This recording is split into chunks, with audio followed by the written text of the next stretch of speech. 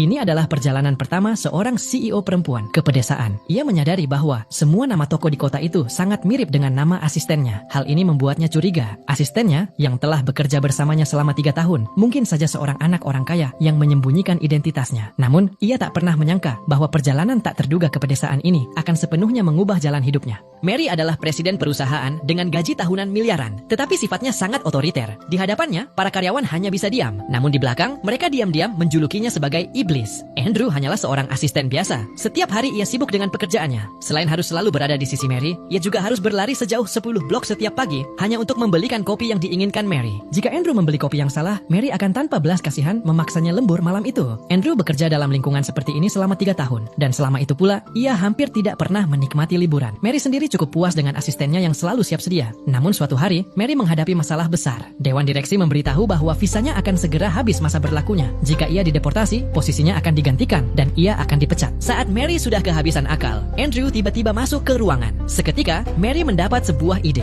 Ia langsung memberitahu dewan direksi bahwa ia akan segera menikahi asistennya, sehingga ia bisa mendapatkan visa. Andrew sama sekali tidak tahu apa yang sedang terjadi. Namun di bawah ancaman Mary, ia tidak punya pilihan selain menyetujuinya. Melihat hal itu, dewan direksi tidak menolak, bahkan memberikan restu. Berita tersebut menyebar ke seluruh perusahaan dalam sekejap. Semua karyawan terkejut dan diam-diam mendoakan Andrew. Kembali ke kantornya, Andrew langsung menolak tanpa ragu. Ia tidak ingin menikah, tetapi Mary memberinya alasan yang tidak bisa ia tolak. Mary mengatakan bahwa jika ia menolak, ia akan dipecat dan 3 tahun kerja keras Andrew di perusahaan akan sia-sia. Lebih buruk lagi, Andrew juga akan ikut dipecat. Akhirnya, setelah berpikir sejenak, Andrew dengan terpaksa setuju untuk menikahi Mary. Keesokan harinya, mereka langsung pergi mendaftarkan pernikahan. Namun, mereka tidak bisa menjawab satupun pertanyaan dari petugas. Mary kemudian teringat bahwa minggu itu adalah ulang tahun nenek Andrew. Ia menjelaskan bahwa orang tua mereka sudah mengetahui hubungan tersebut. Petugas pun memberi mereka kesempatan. Pada wawancara berikutnya, mereka harus memberitahu keluarga mereka. Jika terbukti berbohong, mereka akan dipenjara. Hal ini memaksa Andrew untuk bersikap serius. Ia mengajukan beberapa syarat kepada Mary. Pertama, ia harus segera mendapatkan promosi.